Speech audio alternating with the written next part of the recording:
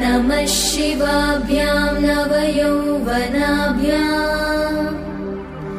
परस्पराश्लिष्टवपुर्धराभ्याम् नगेन्द्रकन्या वृषकेतनाभ्याम् नमो नमः शङ्कर पार्वतीभ्याम् नमः शिवाभ्यां सरसोत्सवाभ्याम् नमस्कृताभीष्टवरप्रदाभ्याम् नारायणेनार्चितपादुकाभ्याम् नमो नमः शङ्कर पार्वतीभ्याम्